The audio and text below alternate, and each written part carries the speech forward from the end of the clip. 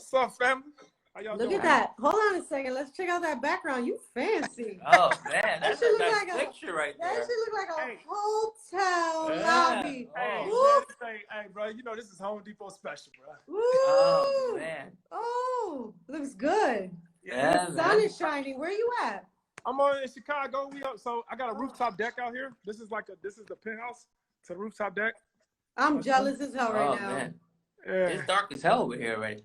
I know it's Well, black. you know, y'all East Coast. We still, we Central. It's So black over here. It's yeah. dark. And it's raining. Yeah, how y'all holding up, man? How's everything? We're good. We're good. That's good. That's good. Just getting through it right now. Yeah, I know, right? It's crazy, man. Could you imagine? Remember when we was just, in Chicago, just checking out properties? Yeah, man. Remember that? You guys were hanging out? Yeah. Nice. And we was looking at properties all day long. And you could never imagine that this would just, take place, man. It's just crazy. Yeah, it's crazy. He's taking me on vacation just to go look at properties. Oh, that's the best vacation. No, it's not the best thing. Yeah, it's not the best I thing. told you, it doesn't stop. Because I want to get a little tan. He takes me to Miami. I'm spending 7 hours driving from here to here to here. You know the traffic in Miami is crazy. He tried to do that to me in LA. She wasn't having it. Hey, but you know what? That's how, tell him. See, the thing is, and I know what my brother doing over there. He's just trying to write off you guys' vacation. Yeah. You know what I'm saying? Take you out Definitely. Yeah, Go but is look at a that couple properties? listen? Every time, even when we go to Disney, he took me on I don't know if you've been to Disney. How many times? Yeah, we've been to Disney like 14 times. They got an area over there called Golden Oak. Okay. It's on Disney property. It's like the houses start at $3 million. Wow. And you could customize it. And the lady was telling us, like, the house over there, they have a slide going from the 3rd floor all the way to down. I was like, so they basically make your dreams come true on Disney property. Yeah. Wow. And we had no business looking at them houses, by the way. This was like 8 years ago. Yeah. We had no business. Tell people, that's the time when you want to go look at stuff, is when you can't afford it. Yeah. You know what I'm saying? Now, I wanted to kill him. We used to do that. Like, we used to, like, in Chicago, this community is called Hyde Park. So President Obama lives over there, right? Yeah. And like right now, the house that I'm in right now, I'm probably 5 minutes, probably less than that, about 4 minutes from President Obama. And we used to, my wife and I, I'm talking about when I just got on the police department, I was only making $35,000 a year. We used to drive over there. I'm talking about this community. And we used to be in a 1997 Toyota Camry. And we would pretend like it was a brand new Cadillac Escalade. Ooh. And we would drive in that neighborhood, and we would say, and I would tell my wife, and she used to play along with me, and I used to tell her, like, hey, one day this is going to be us. One day we're going to have a house just like this, one day. And then eventually, crazy thing is, we literally live. The houses that we imagine, our house is probably the 2nd largest house on the south side of Chicago, on the whole south side of Chicago. But when we was imagining it, we was just going from house to house, just pretending. We would park the car, get out the car, walk through the neighborhood, and just pretend like we was living in that community, man. So I'm all for that. I'm all for that. Let Cesar tell you what his dad used to do to him. Oh, man. Me and Cesar were dating. His father drives a cab in New York City. Open house, I want to say like over 10 years ago. So it was about 15, maybe 18 years ago. Okay. Open houses on Sunday, anybody could go. Now, like, open houses are very specific. Yeah, pre-approvals, you can't get in there. You need an appointment, but back in the day, like, anybody could just walk into these $7 million homes, $10 million homes. We pulling up in an old New York City cab. It was a nice one, right? Yeah. He had them convinced that he owned the cab company. Yeah. Oh. And I'm talking about it's in Alpine, New Jersey. He was naming all the builders. He was like, "Oh, this looks like so and so's project." He knew everything. He knew all the builders. He knew all the names. He knew everything. He knew the history of the town. Yeah. So he had them all fooled and convinced. Oh yeah. While we took the tour of 20,000 square feet. Yeah. And he used to do that to him. He used to torture him like that since he was a kid. Yeah, you know, that's where I get my dreaming from my dad. But his dream was to win the lottery. The lottery was the That was dream. he would play because Alpine. Yep, Alpine. He won he won like 100 grand one time. I forgot what it was. So to him, he always felt he came close. So that was his dream of winning the lottery to buy a mansion. Okay. So we used to go every Sunday to look at these houses, $8-10 million, which we were never going to be able to afford. And that's kind of one of the things that motivated me. Yeah, but dude, I'm telling you that whole thing about visualizing and the very thing about important. It's real. So we help people with real estate all the time. In order to be successful in real estate, you got to have a vision. Definitely. It's impossible. You have to be a dreamer. Exactly. My house is 18,600 square feet, right? That's 2 of mine. Yeah. I totally renovated this house from top to bottom. It's 5 levels. This house is 5 levels. That's crazy. 18,600 square feet, and I totally renovated the whole house. How is it, and you guys know, I'm speaking to the people on the phone because I know you guys are professionals, but how is it that you can renovate something unless you first see it? Of course. You got to literally walk through the whole house in your mind, and you got to see it. The electricians, the plumbers, the architects, nobody understands why they're doing what they're doing. But you got to be the one that had that vision, and you got to tell them, like, dude, this is what it is. So we used to do this thing. Like, the hardest thing I ever had to go through was probably renovating this house. Because after a while, I mean, it's only so many bathrooms, only so many kitchens. How long did it take you? How long did it take you to do that? 2.5 years to fix the house. Yeah. 2.5 years. Yeah. I mean, because this house is 145 years old, and so this house was here. This used to be called Millionaires Row. Okay. And it's so crazy. Like all of the people that used to come from New York, you know, when New York got overcrowded, they would come and they built all these mansions and these huge gray stones and these beautiful structures. And they all did it up on this street right here. And so this street just has nothing but history over here. And I love that. So it's a certain kind of way that you have to. So all of the original woodwork. I mean, it has the original mirrors, the original pocket doors, the 10-foot pocket doors that open, all of them intact, but they've been painted for like the last 100 years. You can see every single decade of paint. You know, you can see the paint they used back in the 20s and the 30s. You can see the paint from the 60s and the 70s, like the green paint. You know what I'm saying? The funkadelic paint. You can see it was like wallpaper all on the walls. And so we had to just take our time, and we had to just, I mean, every piece of trim, we had to mark each piece. We had to mark it with a number and then strip them down. I mean, that alone, the staircase is a winding staircase, and it's made of mahogany wood. That staircase alone, it goes up 4 levels. The house is 5 levels. It goes up 4 levels. That staircase alone took us probably a year just to strip it. Yeah, I believe you. I did my front door one time. It took me Friday, Saturday, Sunday, and I still never finished it. I took the paint. I put the stuff to melt the paint off because the paint was so thick, right? And it was chipping.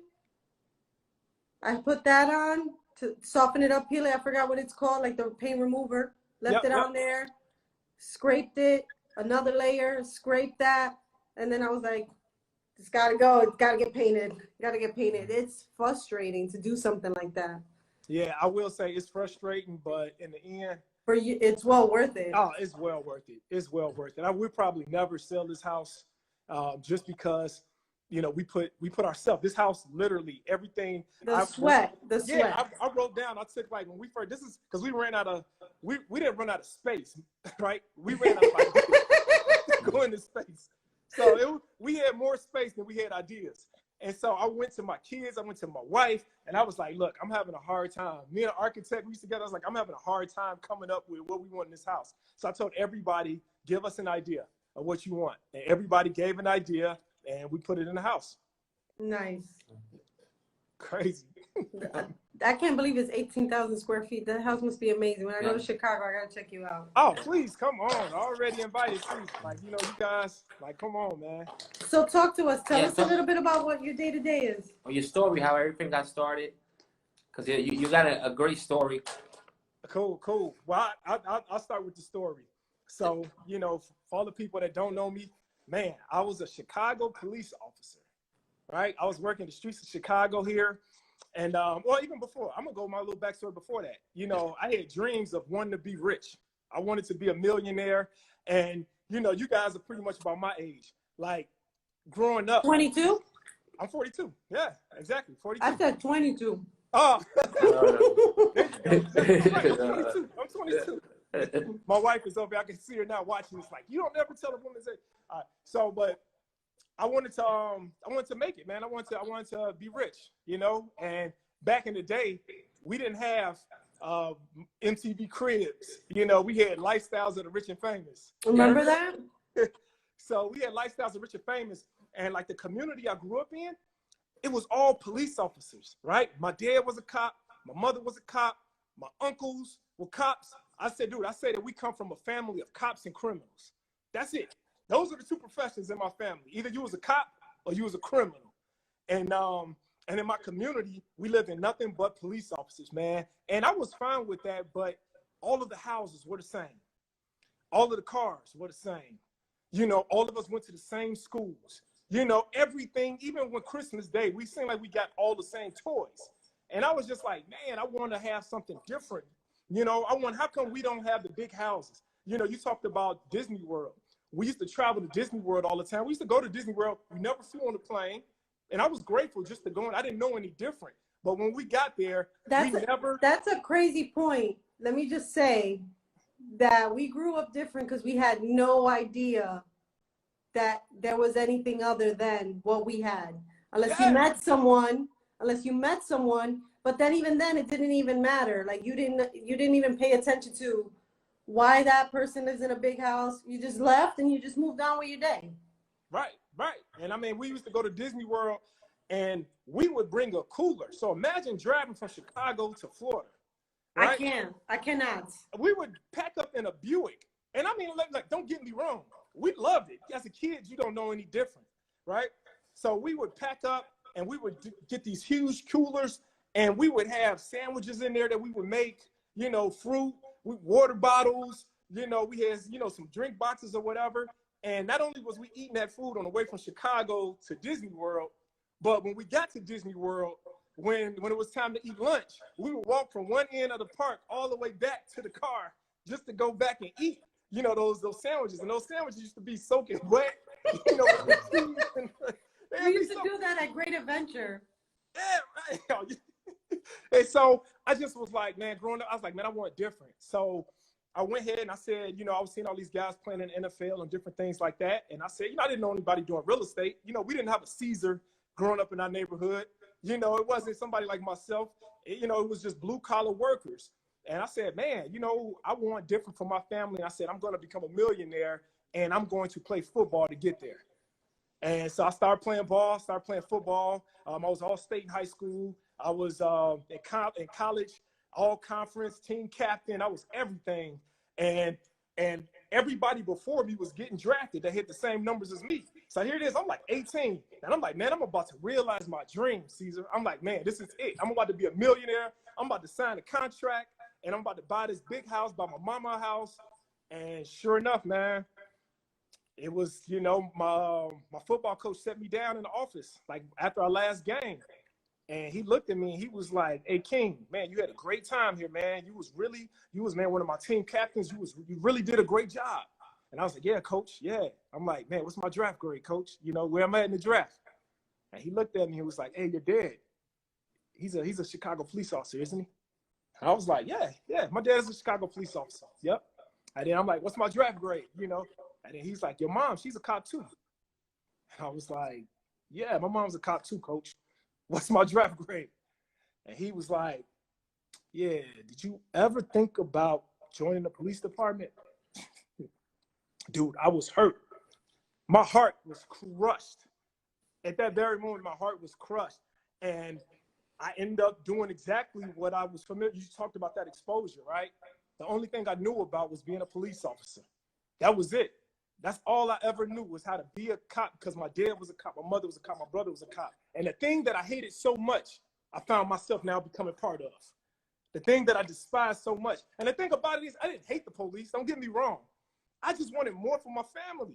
I just wanted more. That's all I wanted. And so I became a police officer, and it was crazy that a buddy of mine, a real close friend of mine, he ended up making it to the NFL. Now you guys picture this. This is a guy who didn't even care about going to the NFL. This guy used to drive my car. I was the one talking about I wanted to make it to the NFL. That's crazy. He was the one like, oh man, whatever, man. You know, if it happened, it happened. You know, those type of guys. If it happened, it happened. I ain't sweating it. He ends up making it to the NFL, and I mean, he signed a big contract. And one day he invited me to come visit him. And you just got to talking about that exposure level. And when I got there, it was so crazy. When I got to his gated community, I've never even heard of a gated community. I've never seen a gated community. But when I got to his gated community that day, my whole life changed. I'm talking about before I even got inside of the gates. It was crazy. I remember that. Look, I can still remember it like it was today. Mansions up and down the street. Manicured lawns. I never seen everybody's yard cut. You know what I'm saying? I never see that in Chicago. Little kids, they had plaid outfits, you know, going to school.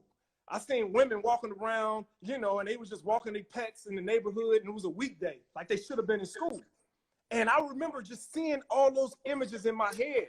And I remember, like, I was looking at the lifestyle of the rich and famous, but it was something to see it for myself, to actually get that hands-on exposure. And when I got that exposure, it blew me away. And the crazy thing is, everything that I saw that day, the kids with the plaid outfits, my daughters unconsciously now go to a school where they wear those same plaid outfits. You know, yeah. my boy, he had a 10,000 square foot mansion. And unconsciously, I got an 18,000 square foot mansion. And that's what I tell people all the time. I tell people, like, look, learning real estate, learning about this, learning about stocks, Forex, all that stuff, man, whatever, that's cool. But the main thing that you should learn or you should get more than anything is exposure. Exposure will change your life. Exposure, I always say, and it's something when I'm talking to people or coaching people, I'm always telling them, like, your level of exposure will determine your level of success. Just think about it. Just think about, I've never, I promise you, for about a year ago, I've never stood on the stage, I've never spoke. I'm a straight up businessman. You know, me and Cesar, we was talking about it. I'm a real estate investor. I eat, sleep. I don't do real estate. I am real estate. There's a difference. There's a lot of people doing real estate, but they not real estate. But all of a sudden, I got exposed to Eric Thomas, right? E.T., the hip hop preacher. I love him. Yeah, I got exposed to him, meaning he just grabbed me, man, put his arm around me, him and CJ, and they put me on the stage. I'm like, what am I doing on this stage? I'm a real estate investor. I'm a cop. I don't know nothing about this. And they just kept on putting me on the stage. They kept having me around them. And the crazy part about it is, before that, E.T. and CJ, they never owned any investment properties. Kind of almost like DJ Envy and Cesar, right? You know, never owned any real estate. And then now, unconsciously, because of the exposure between the two of us, now here it is. I've spoken in London. I've spoken in front of thousands and thousands of people on the stage, doing keynotes for an hour and a half. And Eric Thomas and CJ, now they own, I can't even tell you how many units they own, but we bought probably 10 properties like in the last 6 months. And so that exposure level, man, is deep. And so I went ahead and I got into real estate because after I got back from my friend's house, I said, I want this. I need this. I saw how, Cesar, I'm going to tell you this. I saw how my boy, and I'm not going to throw him under the bus, but, you know what I'm saying? Man code, right? But when we was together, I mean, he would have like girlfriends, you know, he would have a couple girlfriends or whatever.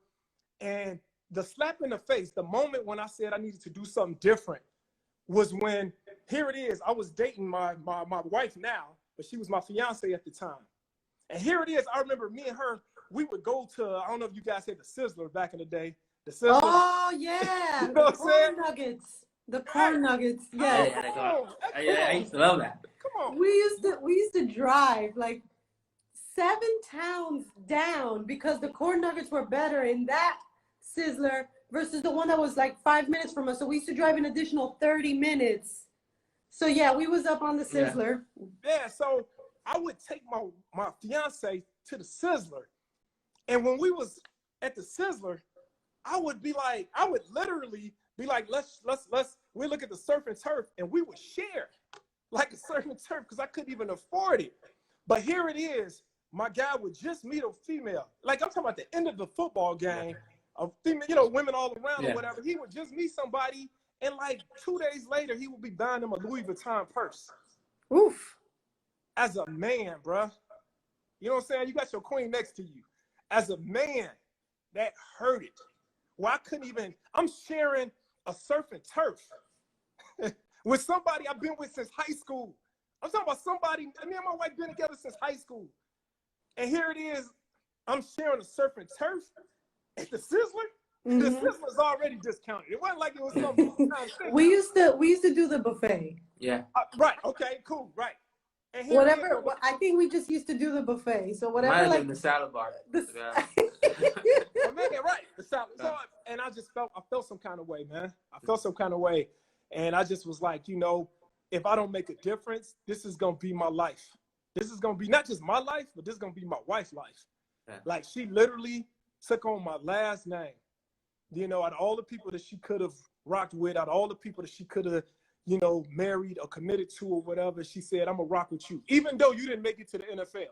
Even though you didn't make it and your boy made it, your boy made it, but you didn't make it, I'm gonna still take on your last name and I'm gonna still rock with you. And here it is, I'm going 50-50 on a surf and turf at the Sizzler. That's okay. Those are good times, bro. But you didn't know, like, you just knew from what you saw, but you didn't think there was anything wrong with it beforehand. Oh no, you go to the Sizzler in my community growing up, you was the man. Yeah. Like that was like, hey, we putting on our good clothes. You know what I'm saying? We put on our Sundays. If you went out to eat anytime, you know what I mean? Like anytime that you went out, that was a treat. Dude, I used to think Applebee's was high end. When me and her first got together, I used to be like, there was another one. There was like Ruby Tuesday. No, it wasn't Ruby Tuesday, was it? Well, Applebee's Fridays. Where Jackie used to work at. Fridays. It was Fridays. Yeah. Yep, Fridays. But the old Fridays. Yeah, so I just couldn't go out like that. And then, you know, I came back to the police department and it was crazy. I saw everything different, man. That very moment. When I got back, I saw everything different. I just noticed how a lot of police officers just waste time. You know, they didn't really, you know, we got this thing, you know, and I go through it real quick. We got this thing at the police department. It's called the hole, right? The hole is when you got free time. And I talked about it before on my lives. And if you look at this quarantine that everybody's in right now, this is the hole, right? You got a lot of free time. And what I noticed with the police department is whatever a person did in the hole, they became. So if you was an expert at watching movies, then you was just an expert at watching movies. You could tell anybody about any movie. You know, some cops would hang out at Dunkin' Donuts all the time, you know, and you know, and it showed in their body. It showed with their health. Some people would be on social media. Some people would be talking on the phone, you know, and the crazy thing is it was nothing being done that was productive. But when I was in a hole, after coming back from that exposure that I got from my friend, when I was in a hole, that's when I came up with like, man, what's the cost of me, right? Like on the police department, I almost lost my life one time. I almost lost my life. And then after I almost lost my life, my job almost fired me from the job. And so I was just like, man, what would have happened if I would have got fired from this job? Like, what would have happened with my way of life? What would have happened to my wife's life? What would have happened to my children? And I think a lot of people are going through that right now in this economy and this, you know, what's going on in the world. Like, that's a question that everybody needs to ask themselves. Like, man, if this happens again or whatever, what if my company shuts down? If I get fired, if I get laid off, what's going to happen to my life? And so that same question, man, kind of like stood in the back of my head. And that's when I was in the hole with the police department, I went and I started looking at properties. I remember, I mean, we was already, that's your job as a cop, right? You driving around the neighborhoods. So I would see boarded up properties. And I'm just like, man, who owns this property? Who owns that property? And so I started writing down addresses. And then I got my real estate broker. And then I was working midnight, so I was working overnight. I would look at these properties. So then when people got up the next morning to go to work, I would already be putting offers in on properties. So, yeah, and then that's what it was, man. I looked at 77 properties in the hole. I was utilizing my time while police officers were sleeping, while police officers were hanging out at Dunkin' Donuts, while they were doing all this sleeping, you know, doing all this other stuff that wasn't productive. I was looking at real estate, and that's how I got my stuff.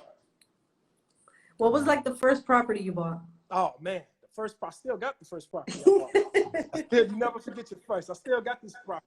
It's a 4-unit brick building. A 4-unit brick building on the south side of Chicago. I purchased it for $125,000. I mean, but hold on. Cesar could tell you, it's still properties that same price in Chicago right now. Yep. And that was 20 years ago. That was 20 years ago. I purchased it for $125,000. I put $25,000 into it to fix it up. I had a rehab loan on it. I put $25,000 to fix it up. I was into the property for $150,000. 4 apartments, each unit was renting for $1,000, and my mortgage, taxes, and insurance was just about $1,000. So I was netting $3,000 a month on my first property. All 4 units were Section 8 tenants.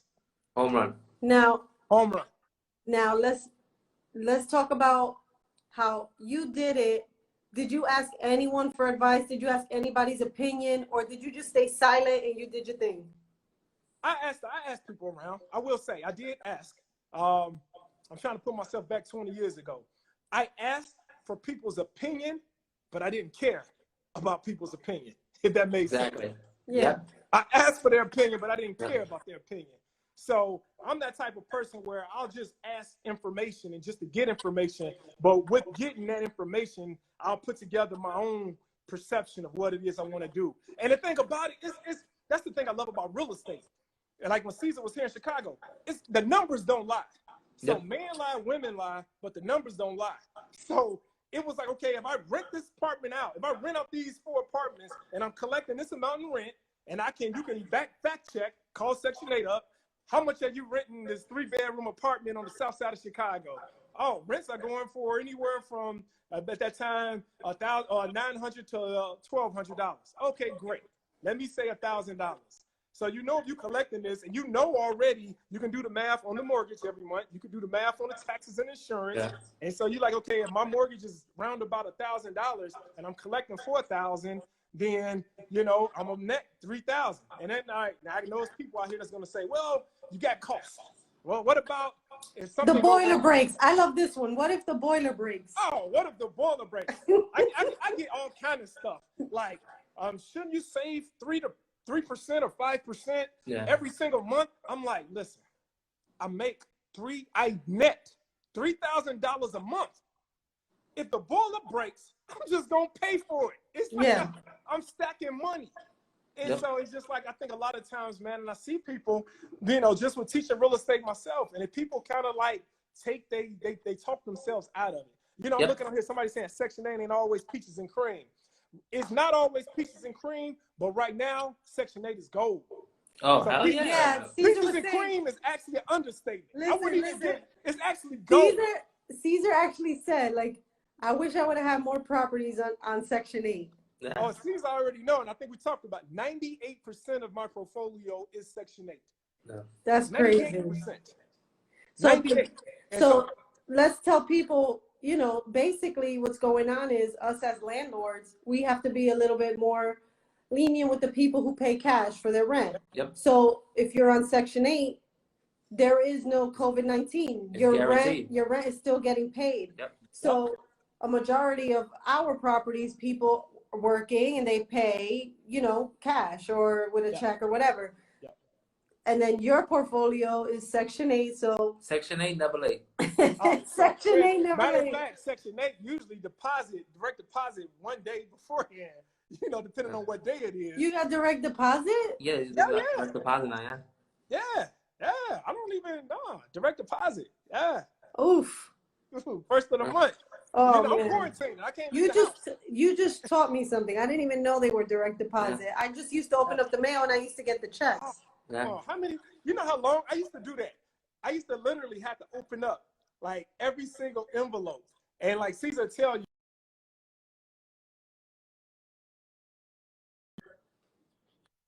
Yeah. Okay. Yep. We got over 500 kids, and they're all mostly government funded also. And I remember they used to send us 500 envelopes. And I got tired. I started paying somebody just to open up the envelopes because I got tired of opening up each envelope, and then you got to rip off the stub, and then I just got tired of doing that. But no, they got all direct deposit now. So that's good. Yeah. And I tell people, just people don't understand, right? They're like, oh man, you're so lucky, everything. But just depositing money, checks, and money orders is a headache. Oh, that's The a amount of job, time man. that you spend in the bank. Now, Listen, thank God they hold got the on a second. scanners I that you just, can do it, but everything is not, even that oh, part of I'm it. so sorry that you have to spend so much time depositing money and checks at the bank. You poor Dude, things. now with COVID-19, I had to deposit cash today. Bro, I was there for like an hour. I can't even go into the branch. I had to call my relationship manager to come meet me outside, give him the cash. He has to go in, deposit it, and I gotta wait. They And gotta I'm like, count, oh man, yeah. this is crazy. This is not Bro. how it is now. Like when I first started. Rich Yeah, people problems. You're right. I was just at the bank. We just closed on a property, and they had to wire the funds. And they literally, because of how they got it set up, they was extra slow. And they had me in there for just about an hour and a half. And it's like you don't even want to breathe, right? You take it like little, you don't want to breathe that stuff in. Even though I had a mask on, but no, it's crazy. It is a job. I promise you, it is a full-time job. And I don't think that I think people are gonna say like, oh man, quit complaining, you counting money. But man, it's something. Just balancing all that stuff. So you got the first property.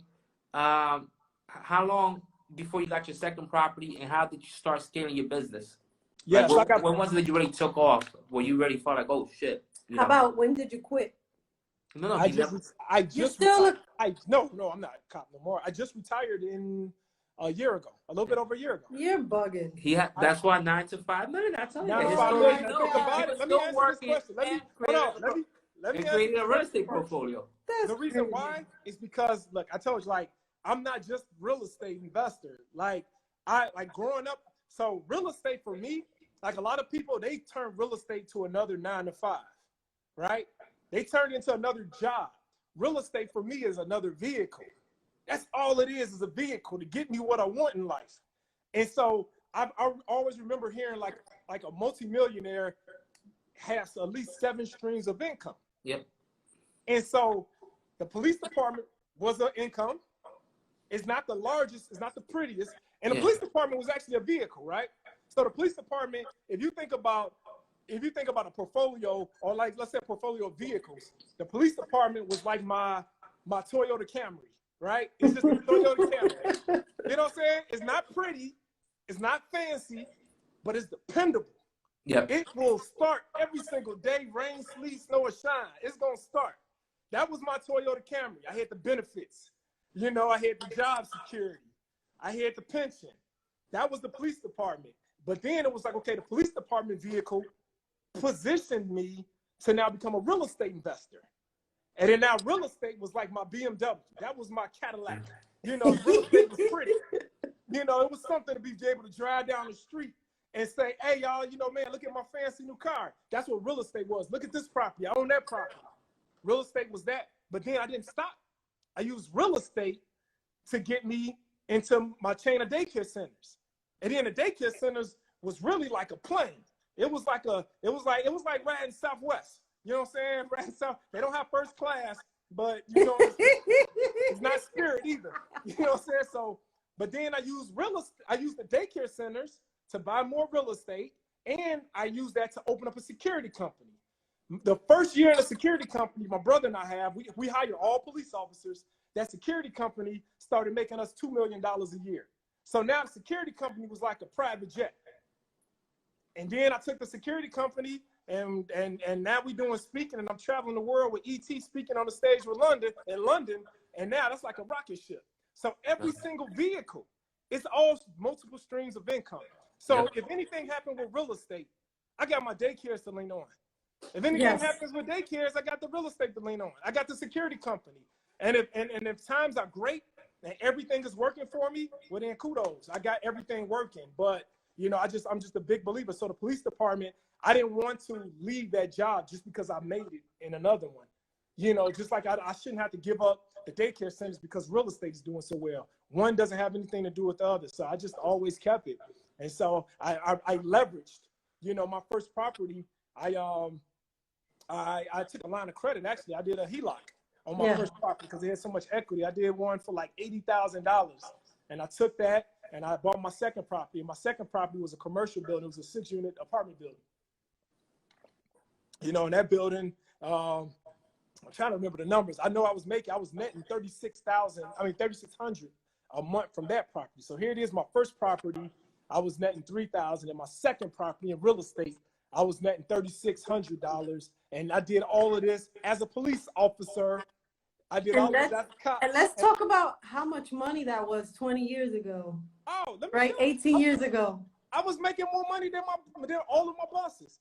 You know, the top cop on the, no, matter of fact, my captain couldn't stand me because I never would get my checks. I never would get my checks out the box.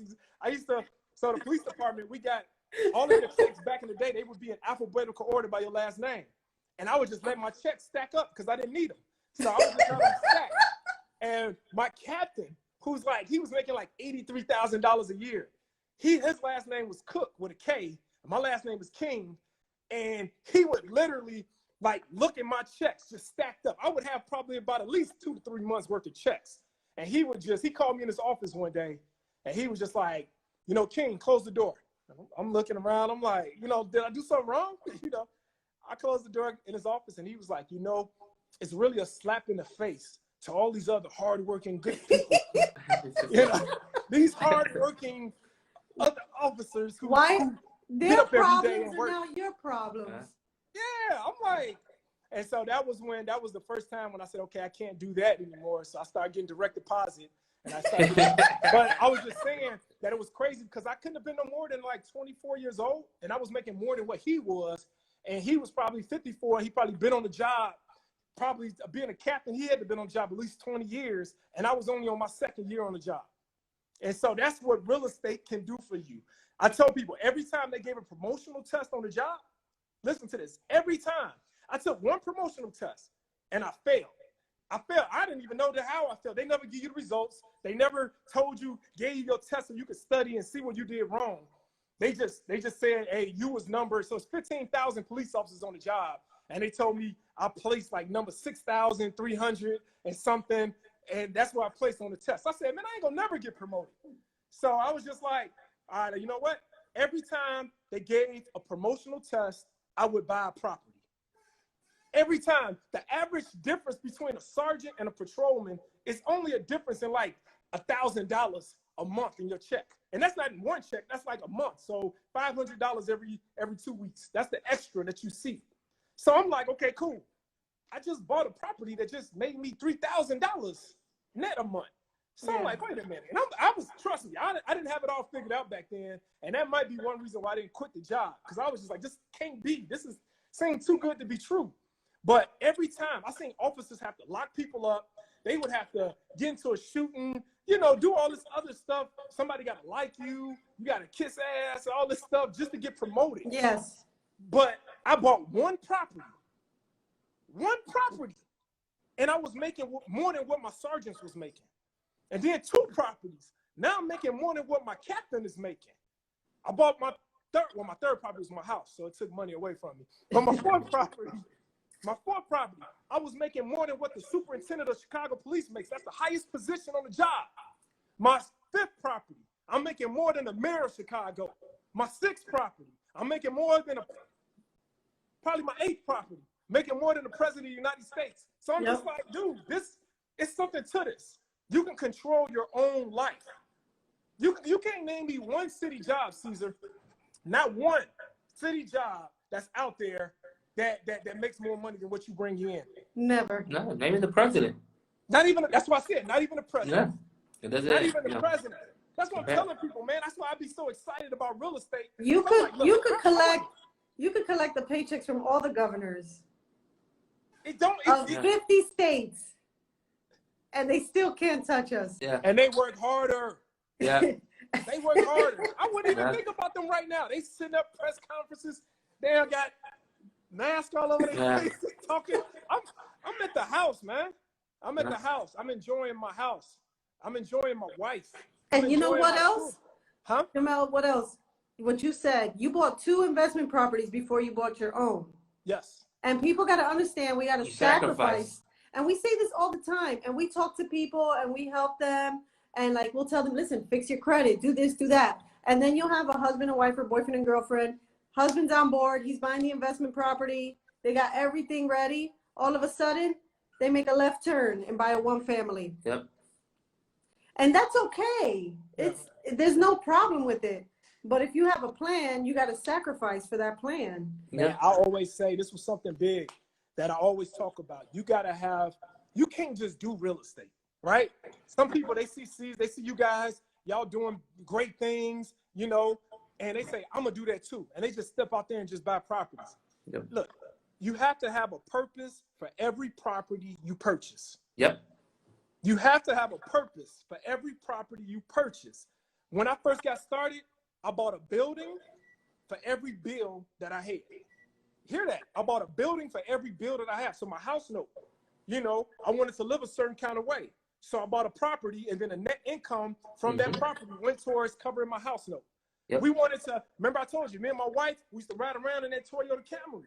And I used to we had a Camry. You know the funny thing is, we got a Camry. We still got it. Is it money green? No.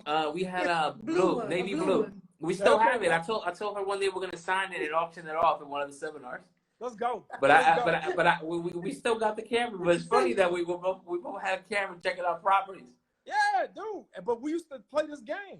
You know, we used to play this game, and like I said, I used to hold the steering when I put my hands on her hands, and I used to say, like, man, how does this Cadillac Escalade feel? How does it feel? And I remember sometimes, you know, you have an Escalade? Well, I have an Escalade.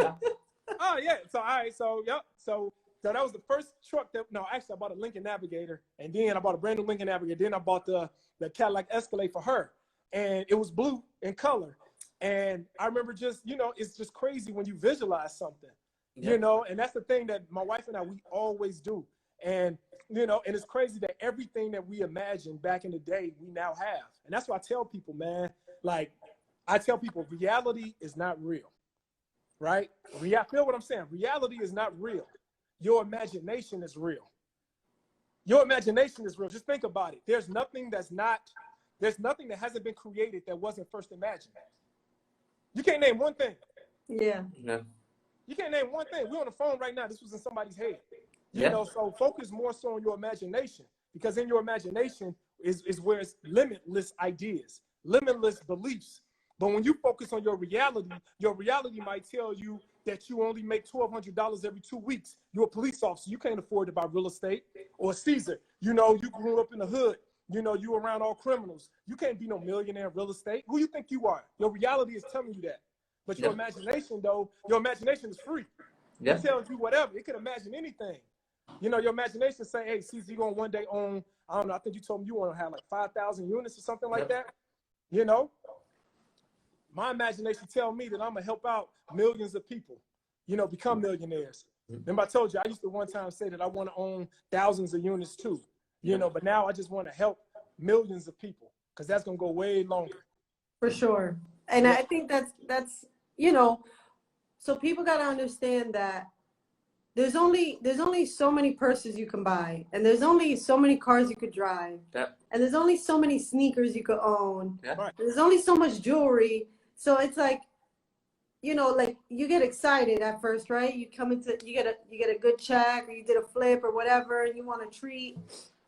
But at some point, it's just those things don't even matter. They don't last. They don't. But not even that. It's like it's not even fun anymore. Yeah. Like, you can't take me to the mall. I go to the mall and I'm just like bored. I'm just like, you know what? I'd rather have just been home.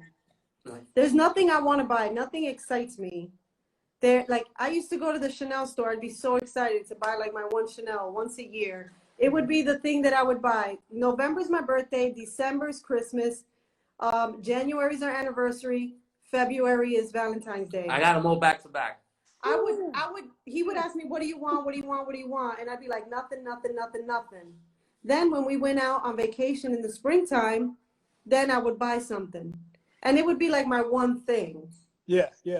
And then that's what I had to look forward to. But now it's like, I could buy whatever I want and I don't want it. Yeah. And the thing about me, I'm not even, you know, I'm the type of person where I'm always blue jeans, you know, I'm blue collar. That's him. Yeah, I get dressed up a little bit, but it doesn't have to be designer. It doesn't matter, you know? As long as I have Jordans, I'm happy. As long as I got my Jordans on, that's what I care about. Right. And I didn't get my first pair of Jordans to probably about 32 years old, and I live in Chicago. Oh boy. Oh man. Oh. I live in Chicago, but I had my first pair of Jordans. I think I was 11 years old. Yeah.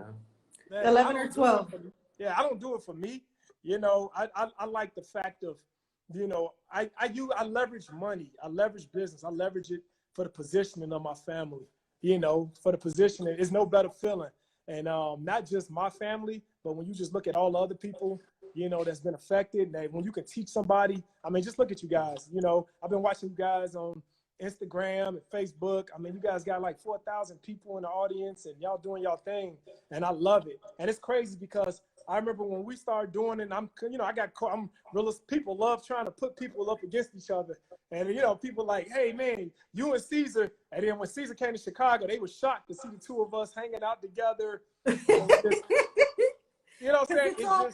Listen, I love these because I get to meet different people. Like Cesar got to hang out with you, and then he just comes home and he tells me stories. Like, you know, there's no better feeling. Like every day I look forward to meeting somebody new and networking and hearing your story and learning different things, you know, and then that's what we want to bring to the people. Because see, the problem is that, like I tell most people, is like me and you, like it's hard to find people we can relate to, right? That are hustlers or on that level with us. That, you know, they're on the same level as we are.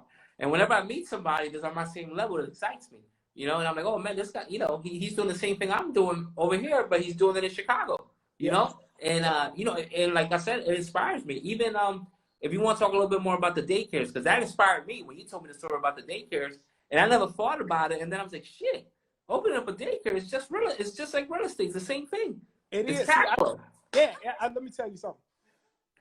And I'm not gonna look. I'm telling you, I'm giving this disclaimer right now. Yep. I anything and everything that I've ever started, the only reason why I've been successful in it has got to be the grace of God and the fact that I don't give up. Other than that, I promise y'all, I ain't have no knowledge about childcare. But I'm not even gonna lie. But it started out, man. Just listen to this. It started out where it's real estate, right? Yep. And my daughter was like about, I want to say maybe 2 years old, and my wife, you know, she was watching my daughter, and you know, my wife, when she was 22 years old, I retired her, and she wanted to stay home. You know, she was like, I want to stay home. So I retired my wife. I bought a building to cover her income that she was making on her job, and I retired her. But then she was at home for like a year or 2 years, and like, oh, I want to do something else. You know, I want to have an identity. And we had our daughter, and so it was a church that was going in foreclosure. Now, the guy who was in the church, the pastor, you know, he didn't own the building. He was renting it, but the owner was foreclosing, whatever. And I felt bad. I was like, should we really buy a church that's foreclosed? Should we take it? You know, we kind of felt bad about it. I own 2 churches, by the way, and 2 Catholic schools. Let's go.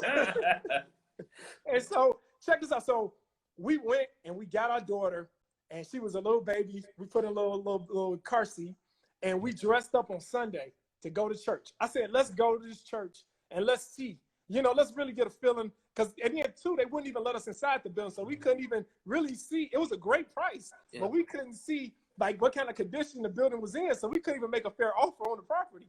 You went undercover. What's that? You went undercover that Sunday. We went undercover, and I had to pray about it too, because I was like, oh man, this is wrong. And so we got in the church. It was my wife, me, and my little baby. And as soon as we walked in there, man, it was crazy. We walked in there, and it was like the whole church just stopped, and everybody looked at us. It was only like 15 people in there, right? And it was, here we are. We dressed up. I got a suit on. I'm looking all sharp and everything. My wife done in. And then as soon as we got in there, it was like we wasn't even there for 5 minutes, and they were like, all right, let's take a collection. It was like, let's take a collection. And I'm like, wait a minute, y'all in the middle of, you know what I'm saying, baptism, and y'all want to take a collection. And then the pastor was there, and he was dressed up. I mean, he had on alligator shoes and fancy rings. Every finger had a ring on it. He had like a little, you know, earring, perm. It's a show. It's really a show. Now, was he from the west side of Chicago? Exactly. He looked exactly like he was from the west side of Chicago. And he was just, I mean, he was dressed up, but the church was just messed up.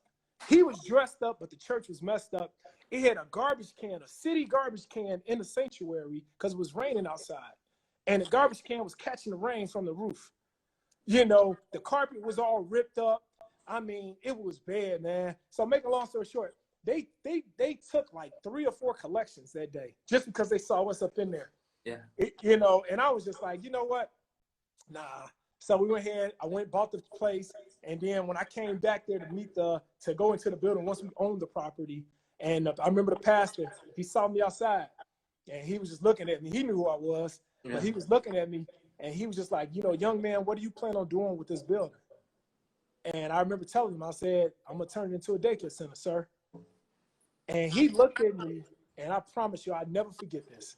He looked at me, and he said, you will never be successful in this building. He said, the people in this neighborhood won't patronize you. He was like, you want to put a daycare in this area? He was like, nobody want to bring their kids over here. He said, nobody will ever patronize this daycare center. Do you not know we've owned that daycare now for 12 years, and there hasn't been 1 year that we haven't made at least $1 million from that daycare. From That's crazy. The pastor said that they wouldn't patronize us. So we didn't have a clue, though. But when we first opened our doors, I was believing what he was talking about, right? I just told y'all the end of the story. It just kept playing over and over again. I told you the end of the story, but when we first opened that building up, I was like, we fixed this place up, and I made it look like, you know, I didn't have a clue. I just made it look like what I thought a daycare should look like. Yeah. I'm talking about, we made it look fancy. And this first daycare is in Inglewood, Chicago. It's one of the roughest neighborhoods, you know, in Chicago. And so I was like, man, did we make a mistake? I was like looking at my wife, and we opened up our doors, and we only had 2 kids starting out. It was my wife, it was my daughter, and it was my nephew. And neither one of them was paying us any money. No, they wasn't. So the family discount. And so we went ahead. So check this out. Within the first 30 days, we got about 30 kids. Damn. And then within the next like 3 months, we had like almost 100 kids in that building. We went from making 0 to making over $100,000 a month off that one daycare center. 100,000. Now think about it. I was in real estate already. I already made an impression in real estate. Everybody already knew me in real estate. But what the daycare did, it almost gave me a 100-unit building in that one building. So I was collecting 100 checks every single month off this one center. And my wife, you know, I'm sitting here talking about me. She was the one that ran the whole business. You know, she's the face of it. But when the daycare first started out, we wasn't ready for just, you know, like I said, we had no knowledge. And I really need somebody that's watching this to understand that concept. We had no freaking knowledge. I didn't have any knowledge about real estate when I first got started. I didn't have any knowledge about childcare when I first got started. We didn't have any knowledge about the security company. And I promise you, I never spoke on the stage ever in my life. Never. So the things that I didn't have knowledge about in my life were the things that I've become most successful on. So now if I got knowledge about something, I run from it. I run because knowledge, sometimes I guess it'll talk you out of things. Yeah. Mm-hmm. It'll talk you out. It kind of eliminates your faith. And so now I just got to rely on my faith. And so I took Cesar to probably my 3rd daycare center in Chicago. We went inside, didn't we? Yeah, we went inside. And so that daycare center averages about $100,000. And so we did our first daycare and was making $100,000. And then we had overflow of children. And then so across the street was a dry cleaners, and it was ran down. I purchased that dry cleaners, renovated that one. And then before we opened them doors up, that building was making us about $40,000 a month. And then here it is. So now we're making over $140,000 a month between these 2 daycare centers. And then I said, well, if that worked, let me do it again. And then I went and bought a 3rd daycare center. And then that daycare center started making us almost $75,000 to $100,000 a month right there. So now we're making well over $200,000 a month from childcare without having no idea about it. No experience, nothing. Still working as a police officer and still owning real estate. So what I do, I took all of the money that we were making, and this is when 2008 happened. Our first daycare center opened up in 2008. Imagine, I'm killing it in real estate, and then the market crashes, and a year the market crashes the same time my first daycare opened. So now I don't know what to do with all this money. So what do? I start buying more real estate. Yeah. And now I start buying real estate cash.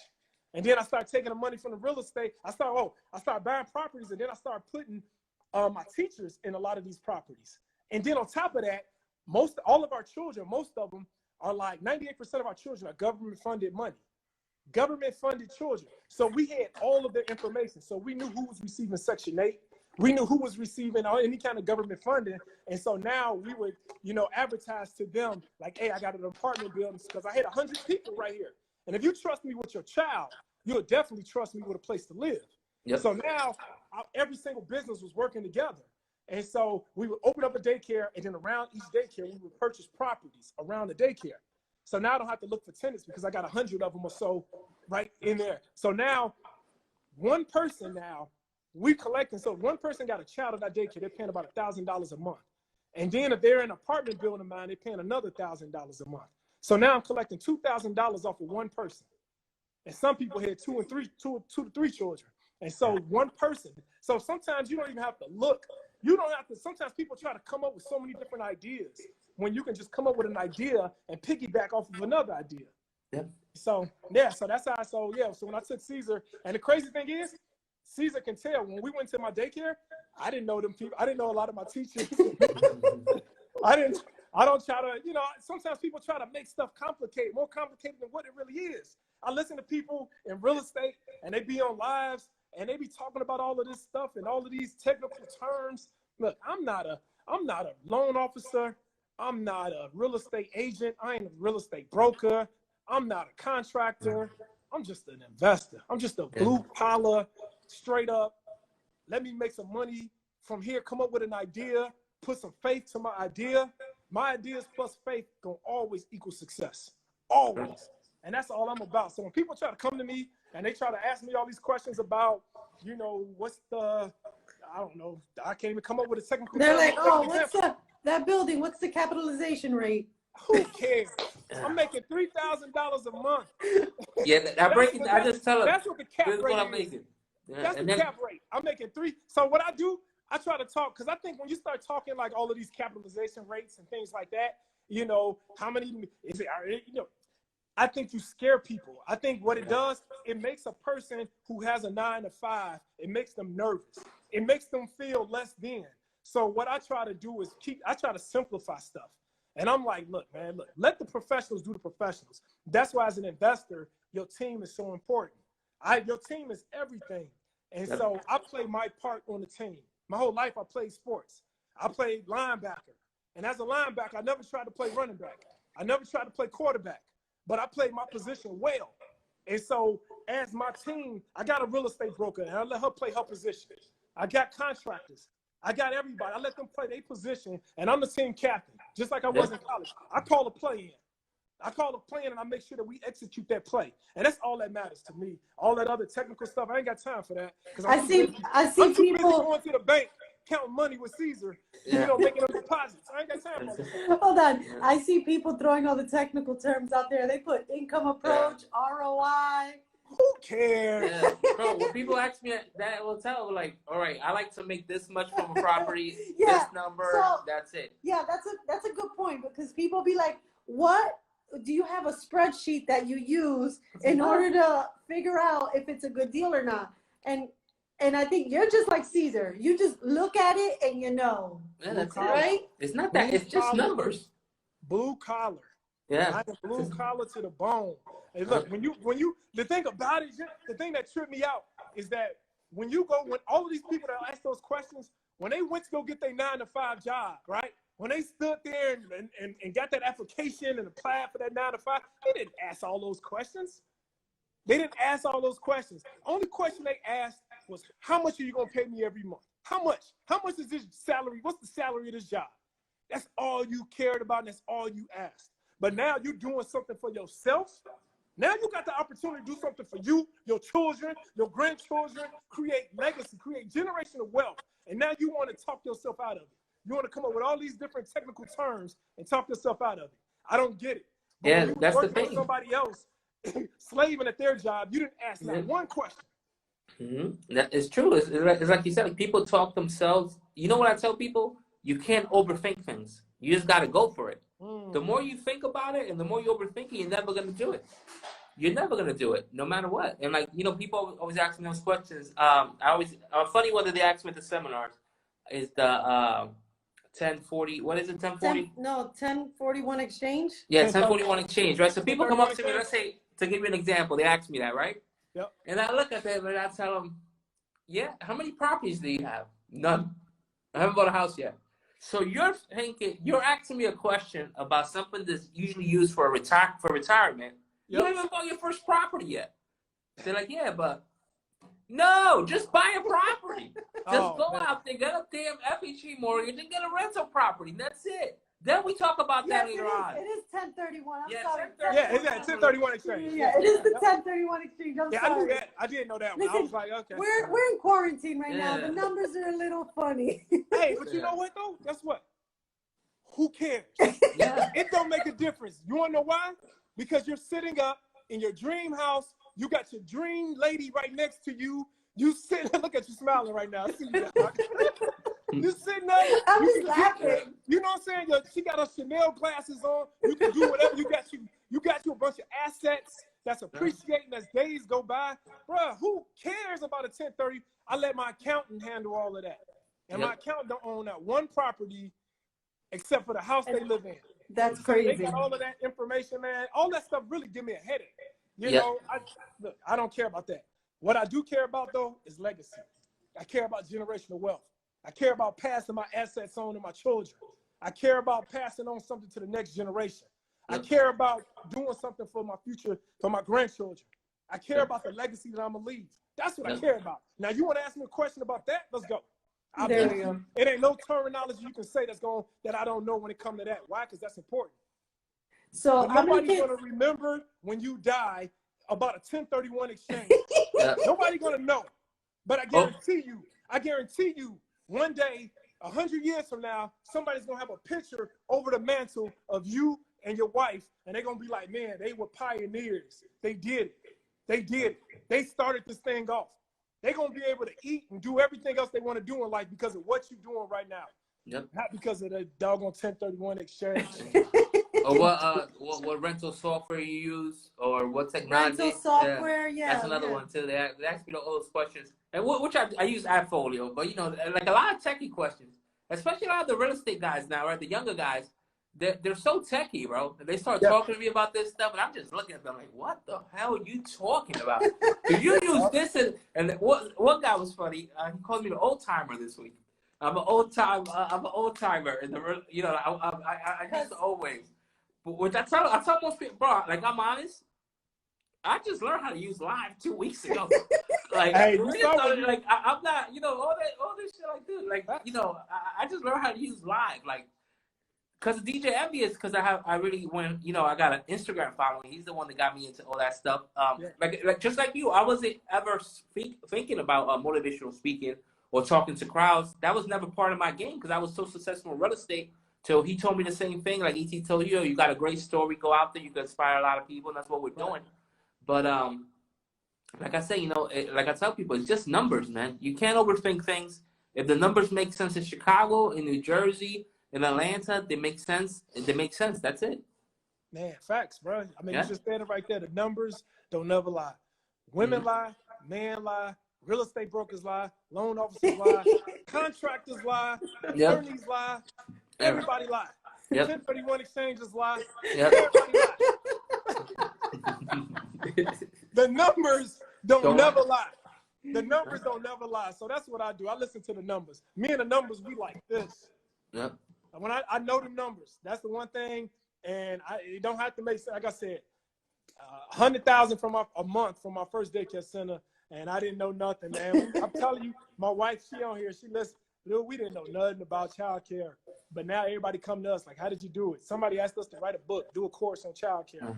I'm like, look, man, I'm really sitting back. I can't wait for our next business. I'm blue collar, man. It's like I tell people, man, the most important thing I think in life and in the world is that you could do is self-education. Yeah. That's it. You got to go out there and learn this shit. You know, even if you hit your head against the wall 10 times, you got to learn it yourself. Don't ask other people's opinion because they're always going to tell you don't do it when they've never done it, right? Because I know that from experience, right? You just got to go for it, man. And like you said, look at that. You created businesses that you never even knew about, and you're probably one of the most successful people in that field in your area, which is crazy, you know. Yeah. And then you inspire a lot of people. Like, I'm talking to you right now, and I'm thinking in my head, yo, we got that Catholic school, man. Maybe we should turn that shit into a daycare instead of apartments. Hey, let's go, bro. Why not? It's true. It's true. But I'm not being negative. But you just went and you opened up a daycare. Yeah. Like, I know someone. What our attorney tried. What didn't he open? He rented out a building for a daycare. It took them over a year to get it approved. Wow. So over here, and I'm not making excuses. I'm just saying, I'm sure it's more of a headache and a process in 2020 versus like Chicago 12 years ago to open up a daycare. And I'm going 10 years back. Yeah. This was 10 years back, and it took them a whole year to get that approved by the state. Now, are your daycare still open right now with this whole thing going on? Now, actually, man, we make the state wanted us to stay open. So a lot of daycares are staying open, but we make the decision to close them. So we closed all of our daycare centers up. And that's the thing, man, about options. When you got options in life, man, it's a beautiful thing. And so we literally love our babies.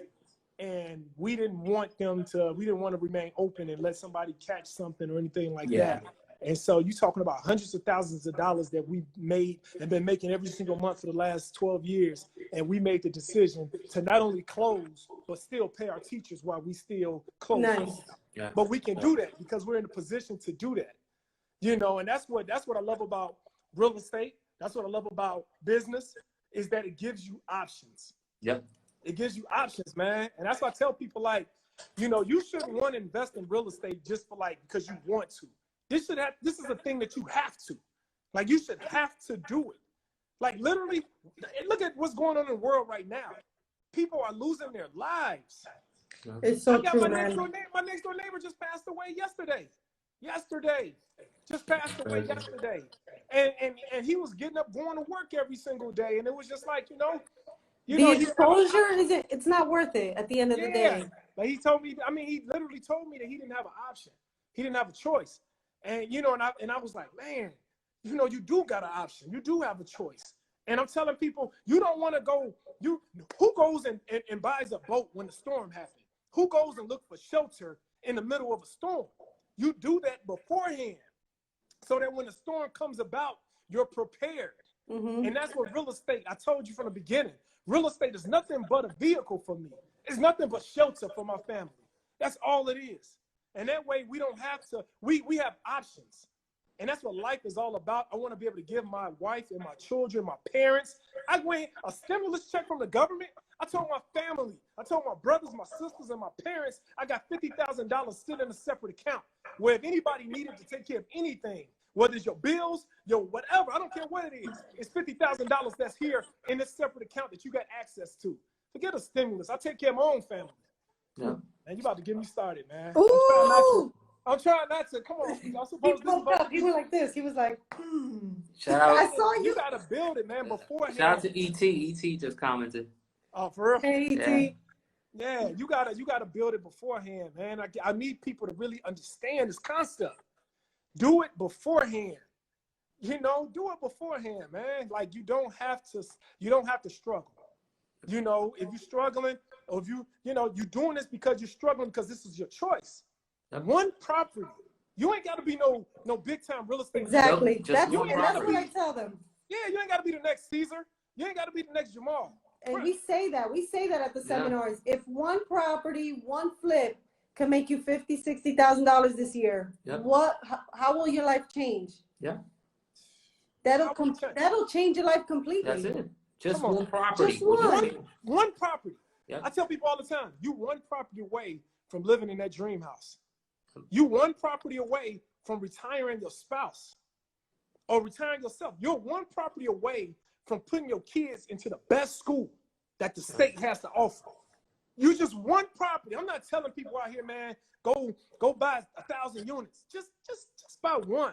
I'm telling people, everybody is already in real estate. Everybody is in real estate. Just what side of the cash register do you want to be on? If you think about it, everybody, every first of the month, somebody's paying rent and somebody's receiving rent. Mm-hmm. But you're part of real estate. Yeah. You're being a consumer in real estate. Yeah. Get on the other side of the cash register and get somebody putting a check in your hand every first of the month. That's all I got to say. Got a call right now. Hold on, I got to call Cesar's Food. Yeah, my mother-in-law just she cooks something. She's gonna send it over here in an Uber. Ooh, that's that good life. Yeah, man. Yeah. It's crazy, you know. Now all you can get is takeout, man. It's rough out here, bro. It's rough. I can't wait till restaurants open. That's the one thing, man, that I realized. We go out to eat a lot, bro. Like we go out to restaurants a lot, and that's pretty much the thing that I miss the most. Like I never realized how much I look forward to actually going out to dinner. Yeah. It's something. My wife been throwing down too.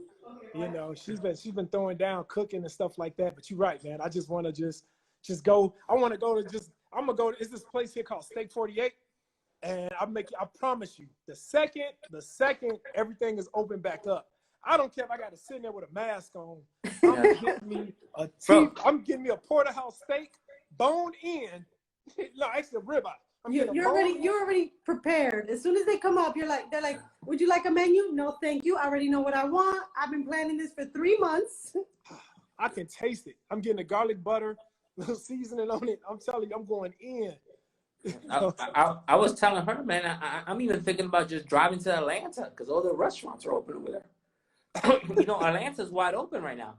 Yeah, their restaurants are open over there. I was thinking that I should just go over there for like 2 days at least, enjoy myself. Because damn, man, this is crazy. He was gonna go a lot longer. He wanted to go there probably for a month. Probably a month. I was thinking about going over there for a month. Because I tell most people, like I tell my friends now, a lot of my friends that have restaurants and these other retail businesses, they're hurting pretty bad, right? Which sucks. Yeah.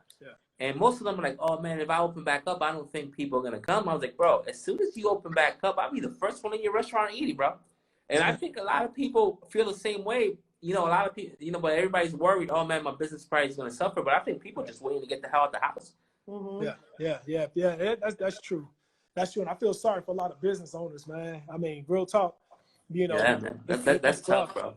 Yeah, because it sucks. Most people in retail, which hairdressers, restaurants, or any other business like that, bars, their business probably won't pick up till September, October, till the kids go back to school and people feel comfortable to come. You know what I mean? Because I think once kids go back to school, at that point, I think people are gonna feel safer to come out, right?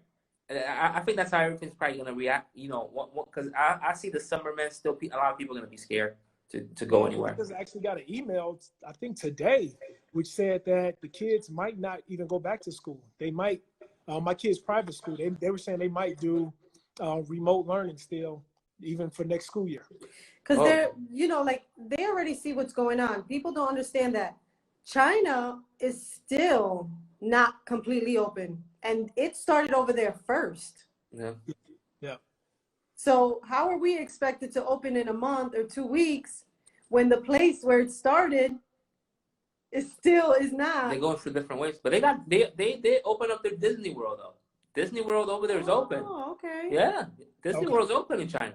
Where is it? Is it Shanghai? Where they have? I don't know where it is. I don't want to be wrong. I don't want to be wrong, guys. But I know Disney World in Asia is open. Yeah. Well, look, my kids already know we're going to take a vacation. How many kids you got? On the rooftop deck in our house. That's it. How many kids you have? I got 3 kids. 3 kids. That's nice. 3 kids. Got 2 daughters. And I got my son. He's 4 years old. And my daughter is 15. The other one is 12. Okay. We have our daughter's 15 too. She'll be 15 in July. Yeah. Okay. Yeah. Oh, man. Yeah, we're going to stay put.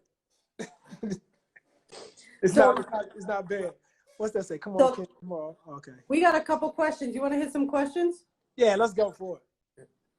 Let's see. Some of these are long. So if you guys could make them a little shorter, because they won't go on the screen. Hold on. You want to talk about the daycare? That one's easy. Hold on. We'll do this one. Where do you get rental applications from? Is there a template you have? You guys got to Google. Yeah, every state is different. Yeah. Or you can use certain softwares. Even AppFolio that we use, they actually have the applications on there. And they do the background checks too. You want to go, old techie. How do Or you you do it, can do what Jamal? I do. Get a property manager. Okay. Let them handle it. Okay. Let's get another one. We can answer this. How did you market the daycare center? Oh man, yeah, good question. All right. So all my guys that was doing construction, like all my guys, I went and I ordered like 10,000 flyers. And so we made some flyers. I ordered 10,000 flyers, and my guys came to work that day.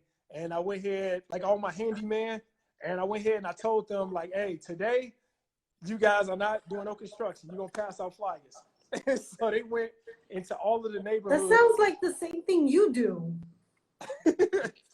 Yep. So we even would pass out flyers. Yeah. We would get the most response. People would call like, "Oh my God, daycare center's open," and then that's how we used to do it, man. That's how we filled up our daycare centers. And we have been. I don't think it's been 1 year in the last 12 years that we haven't been full to capacity. That's all. And we always, even if we fill the capacity, we still would pass out flyers just to let people know. And on the flyers, we would put pictures of the kids, field trips, things that we offer and stuff like that. That's dope. Hold on a second. Let's see what other questions we got here. Some of these questions are way too personal. Yeah. They want to know our finances. Hold on. We can answer this one. What was the process of your first HELOC? On the first property, you said that you took out credit. Yeah. I went to the bank. Very simple. Very simple. Yeah, real simple. Went to the bank. They asked me for they got all the information on the property. They got my financials. At that time, every property was in my personal name.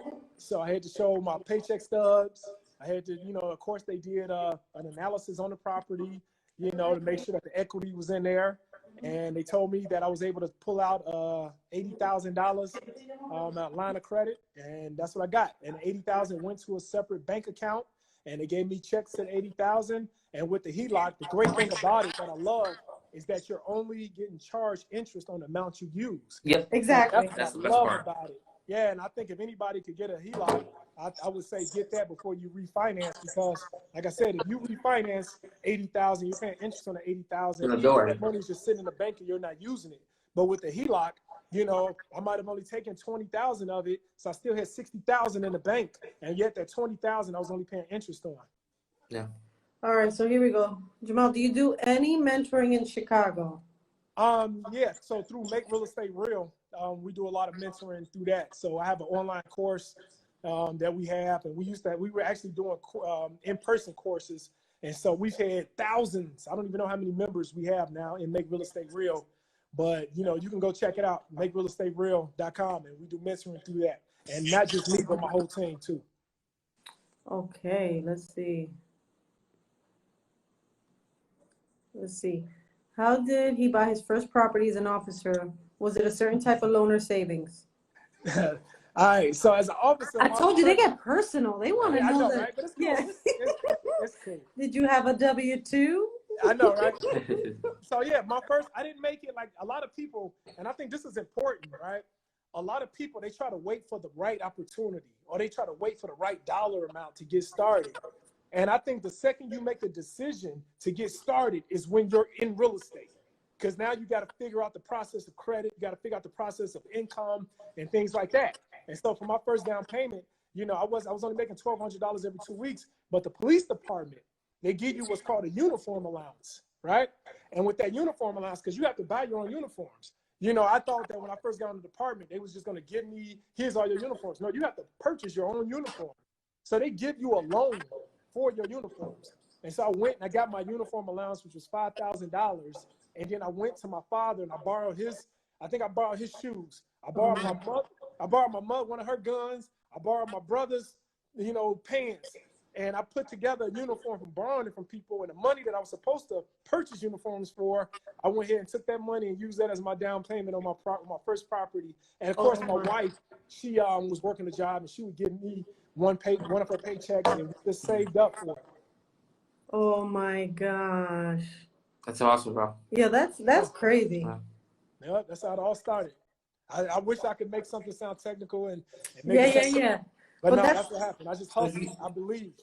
I You just did said, not check out the capitalization rates over a no, period of 30 years. no. All right, we'll answer one more question. We've been out here for an hour and a half, and it hasn't even felt like it. Hold on. Not at all. I'm having fun. Yeah. But I know you got to get to that food. Cesar said he got some good food. Well, No, it's out of the way. it takes like 30 minutes to get here. Hey, by the way, that food you gave me, I still remember those empanadas. He loves empanadas. Mama Anna's empanadas when he was by the office. He came to Jersey. You Yeah. brought them. I think Yeah. you gave them to us. Yeah. I brought them. No, Yeah, right? no, it was Eliana. I thought it was my secretary. Empanadas are not my thing. Okay. Not those. And I'm not saying that I don't like empanadas. They are like a sandwich. It's like a football. Yeah. And then he buys 2 of each. Like, who's eating all of these? Well, in case people come over, I'd rather have, more than not have enough. It's me, him, and our daughter. He brings 8 empanadas that are the size of a football. Anyway, so is there a certain percentage of your rental income that you save for unexpected expenses? And that's what we were talking about, like that rainy day. Yeah. So, this is unexpected expenses. Yeah. So my first property, let's just say this. Remember I told you guys, I bought a building for every building I have. My first building, I was netting $3,000 a month from that property. And I ended up purchasing my house, was my third property. My house mortgage was $1,500 a month. So I was after I paid my house note with that $3,000, I still was netting another $1,500. So yes, I started saving. And the more properties you get, the more savings you have. You don't have to now say, okay, I'm gonna put 10% away. If something come up, man, I got so much overflow right now. I got so much surplus that I just take care of it because I'm not spending all the money I got in my bank account. So it's not like, thinking about like the 9-to-5 mentality where you get your paycheck every 2 weeks and you got to cut your check up. Now money comes in, more money comes in and money leaves out. So there's a lot of money still left over. So if things happen to go wrong, I just take care of it. Yeah. It's like one of those things, right, that you get to a level where you go to the mall, anywhere you go, money doesn't really matter. You can afford anything. You just do it. Yeah. It's just now, what is the next thing that you're looking towards, right? Like my next goal that I think that would excite me, right? Because at this point, cars don't really matter. Houses, we close deals in our sleep, right? Yeah. What I'm looking forward to next, besides getting to 5,000 units, right? Which is one of my goals. I want that private jet, man. I think once I get that private jet. We talked about it. Yeah, I think that's the next thing that'll probably excite me. Did you? Because I remember last time we was talking about it. You actually have a company, right? I was looking into some stuff, but we still haven't pulled the trigger. I was telling him that the next thing that will decide is to be a private jet. That's what he says. You know what, man? We should think about. I don't know how often you're gonna fly on that jet, but we could probably all go in on it. That's that is the thing. You got to go in on it with like 2-3 people. Yeah. And then you guys share it, and then like charter it when you don't use it. Absolutely. No, we all about, especially with what's going on now. Yeah. Because we're talking. We actually got tickets to go to Hawaii in June for my birthday. It has not been 1 year in the last 10 years. I have not been out the country for my birthday, and it's not looking good right now. Well, no. You actually, Hawaii's open. Yeah, but my wife is not open. Oh yeah, but my Hawaii, wife is not open to the idea of going through the airport and getting on the airplane with a bunch of people. So if you get the private jet, then you can stop off in Chicago. Yeah. And then we go straight So over. let me tell you, if you would fly on a plane right now, like let's say you go from Chicago to Florida, there'll be 7 people on that plane. Oh. So it's not like the way it normally is, where everybody's like rushing to get on and all them suitcases. It's like a private jet, I must say. Let me tell you guys, the last time I was on a plane, just recently, we almost got stuck. We were just in France and London, and right when the COVID, we were literally in London doing a conference. This is me, E.T., CJ, and the whole team, and we speaking to about 1,000 people, and and they're talking. We're watching the news about this whole COVID thing. And literally the president is like, yeah, we're going to shut the country down for travel, like in the next 3-4 days. We were like packing up our stuff. We're like, dude, we got to get up out of here. We got to get back to America. Yeah. And so, so we was just like, so we got back here just in time. like literally got back in time before they started closing up the borders and stuff. So, and the crazy thing, and that's why, man, that's important too. That's why you need to invest in real estate. For all of those people that was like, well, I'm going to wait. You know, I got to save up my check. Yeah. And then I'm going to go take a vacation. And at the end of the year, as you see, that didn't even happen. It might not happen because of what's happening in the world. You want to position yourself to be able to have that freedom to do what you want to do when you want to do it. Before early on in real estate, a building for every bill. One of those buildings, we had a vacation building. We literally had a vacation building. And then every single month, that net proceeds, $2,000 from that building went to a vacation account. And then now we would go somewhere every 6 months. We would go 2 places out the country. And it was just me and my wife. We go for 2. And then, I mean, it's not just we going to Rome or we going to Greece and staying at the Holiday Inn. We would go and we would fly first class. We would go stay at the best hotels. Yeah. People miss out on the experience. You know, your vacation don't start once you make it to the destination. Your vacation starts the moment you leave your house.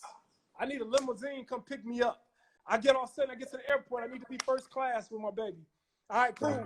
Boom. As soon as we get to the airport and we land in whatever country, I need somebody standing there with a sign up that say, Mr. King, Mr. and Mrs. King. You know, I need somebody to hand us, you know what I'm saying?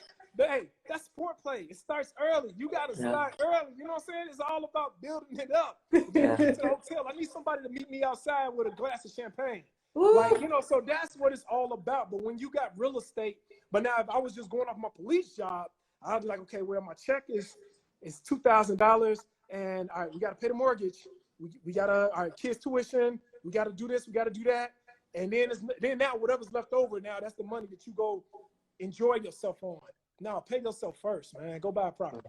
One property. Just but one. It got to be the right property. That's the thing. I don't want you thinking Jamal said, just go get a property. Cesar said, Jenny said, no, get the right property. Cash flow. A cash flow property. You got a cash flow. If it doesn't cash flow, we're not talking about your dream single family home. You get that later on. You start with that rental property. Yep. Cash flow is king. I tell people all the time, cash ain't king. That's it. Cash flow. You got the perfect name for it. Yeah. Cash flow is king. I hope everybody enjoyed this. I was laughing at a comment because they were like, they're not answering questions right now. They're on their rich talk. I'm Listen. just loving life. If somebody got a question, y'all can DM me. I promise you, I try to respond, you know, to a lot of my questions. So if you got a question that you just wanted to ask me or whatever, you can 9 to 5 millionaire. And you got a question about the real estate, you want to learn something, you know, makerealestatereal.com. I don't know, man. I'm just having a good time. Yeah, definitely. Thank you so much. And now I know why Cesar likes you so much. Hey, that's because, like iron sharpens iron. The second, I think Cesar, when we first, when we was in Chicago, matter of fact, no, when we first met in Jersey, when I came to his office, it was crazy because CJ and Envy, those two guys are like, you know, their personalities, right? They in show business, you know, them two guys, they like the, you know, we call them the masterminds, right? They, you know, Envy is like the mastermind behind, you know, Flipping NJ. CJ is the mastermind behind the 9 to 5 millionaire. But Cesar is the mastermind and the boots on the ground when it comes to real estate. That's right. Jamal is the mastermind and the blue collar guy when it comes to real estate. So it's when Envy and CJ got together, they went off to the side, they talking, and me and Cesar, we in the corner, we on the computer. We're looking at properties in Chicago. Right, me and Cesar haven't even, like, we probably was together for like 10 minutes, and we just on the computer, and we going over numbers and ARVs, and we talking this language. And I mean, man, next thing you know, he's like, I got to come to Chicago, man. And then he got on the plane, came to Chicago. I picked him up, and man, after that, it was you know, history. Well, now before you leave, if you want to tell people, what neighborhoods do you recommend to get a good deal or good investment property in Chicago right now? What areas do you like? Oh yeah, so I would say Chatham. Yep. You got South Shore. You got, you know, Bronzeville. That's one of my favorite communities, Bronzeville. Yeah. You got Hyde Park, if you can afford to get in Hyde Park. You have Avalon, you got Washington Heights, and you got Chatham and Gresham. All right. Just So like that, people know. those are the neighborhoods like I took you to that we was going around Yeah. with all the buildings and stuff. Yeah, all those areas had. I saw a lot of They had good potential. deals? Oh yeah, good deals, a lot of potential, great return on your money. And then my other question: Yep. You say you live close to Obama. Have you ever seen him? Yes, absolutely. I saw him before he was president, though. He was a senator. Oh yeah, he gave me a little dap. Yep. Yeah. Hey, let me say something. President Obama, he was on Corona back like 15 years ago. He wasn't shaking hands. He gave you a little dap on the He was so cool. he knew Corona was coming. He was like, Yeah. He goes, I had a dream one time. I know it's around the corner, just don't know when. Yeah. Right. He knew it was coming. But all right.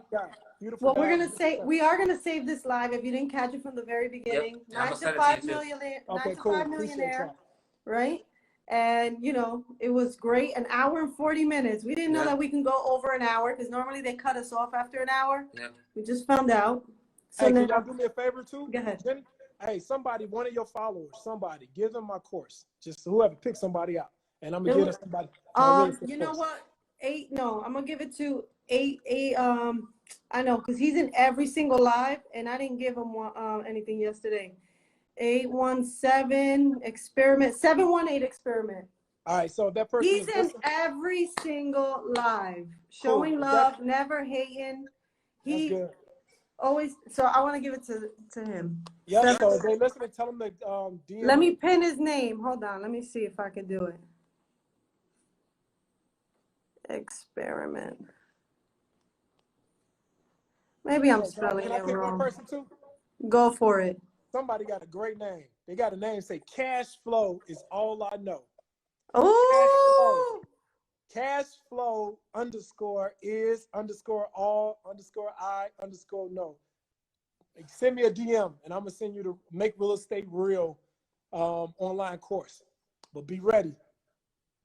Life change. Look for his name. 718 experiment. Let me tell him right now. Yup. Let's go, man. Hey, everybody listening too, get ready. Get ready. The market is going to, like I was saying this before, the whole world is about to be for sale. I just got on auction. Bro, I just got like 3 properties on auction.com. Killing it. Nobody was bidding against me. Matter of fact, the auctioneer was the only person bidding against me. And then I know it was them because when I went ahead and didn't bid a little bit higher, then I get a phone call like, hey, the seller would like to accept your offer for $10,000 less. Would you accept? Dude, I've never seen this. The whole world is for sale right now. Yeah. And I'm telling people, be ready, man. Be ready. Yeah, the deals are out there. He's got to make it happen. Let me tell you, one time I outbid Cesar on an auction.com. Yeah. And then I called her. I was like, yo, somebody keeps some fucking with me. I was like, who it is? And she's like, babe, I'm sorry. It's me. I bet it's Oh, no, Jenny, come on. Man, that shit was crazy. Hold on. He's driving, and we're buying a property sight unseen. We know the area. We know it's a good deal, right? He goes, I'm driving, and I don't know if I can get on, and blah, blah, blah. So I'm trying to surprise him, right? I'm like, all right, let me register, and let me just make sure no one else is bidding. So I register, right? I look up the property. I register just in case he calls me. Mm-hmm. But when I did that, when I registered, it automatically bid. Wow. Yeah. So then he was like, he's like, you just added 15 fucking minutes. I was back because then it was like 10 seconds too. Yeah. I was about to win. Yeah, I'm already doing the money dance. I was like, I already got the Deion Sanders song on. It must be the money. It's a done deal. You got your victory dance, Cesar? Yeah, right there, already ready. He came home. He was so mad. He was rushing, driving. He was like, I was like, sorry. Oh, man. So did you get it? Did you get the property? Oh, no, yeah, we still got it. Yeah, we still have it. Yeah. Oh my God. Thank you so much, Jamel. 718 didn't log on, but I know he's in here. He probably logged off for a minute. Don't worry about it. Just tell him whenever, you know. I sent him a DM, but he's always on. He's always showing love. That's so good. That's good. Yep, I want to bless your people, man. I and appreciate then you, y'all. And the, let me what tell was y'all the, something too. I what's love seeing husband and wife team. It's when the cameras come off, boy, we be fighting. hey, it's all good though. It's all good. It's gonna happen like that. But it's not too many, you know, Cesar could have it's not you don't see this that often. But let me tell that's you a beautiful something. thing. I don't know if he told you or you never been to one of the seminars, right? No, So if you go to one of the seminars, you'll hear the story on how I would batter him and I would tell him, get a job, because I was his sugar mama. Yeah. oh, okay. So I retired him. Yeah. I retired him. Woo! I was his sugar mommy. I would go to work, and then he would stay home playing real estate investor. Yeah. And it would piss me off. And I'd be like, stop. Shut up. Shut up. Because you know how hard it was to get short sales back in the day. Yeah. Oh, man. You had to call and you had to be, you know, and he'd be like, hi, my name is Cesar and I'm a real estate investor and I'm interested in your property and blah, blah, blah. I'm like, stop. And I'd be in the background like, stop lying. Get a job. Right. Go drive a cab with your dad. Hey, and but I you know tell him, what, I'm though? like, just go get a job, go get a cab. But you know, like, even me standing right next to it, like the people closest to you can't even see the future, right? They can't see the future. They can't see the vision.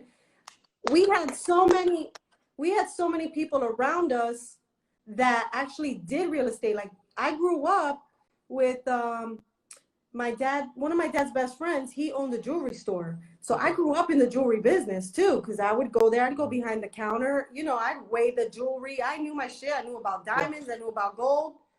I know a little bit about everything.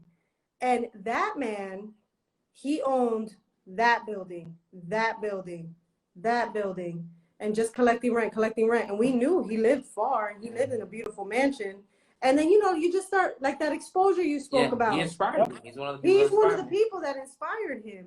And, you know, he would even reach out to him like, listen, you know, there's a good deal over here. And he just wanted to get more info from him. But he really didn't have the time, you know, to even like, just like sprinkle a little bit of information so we could save like a year of our time or 2 years of our time, you know? But he's still doing it. He put up 90 units. Yeah, but now we're bigger than him. Now we're bigger than him. But let's go. It's true though. It's true. Yeah. And we watched him put up a building, 90 units, like nothing, in less than 3 months. Yep. You know, things like that. We're going to do something together. For sure. For sure. Somewhere we're going to do something. I'm just guaranteed. All right. Thank you so much, Jamel. Thank you. Thanks, bro.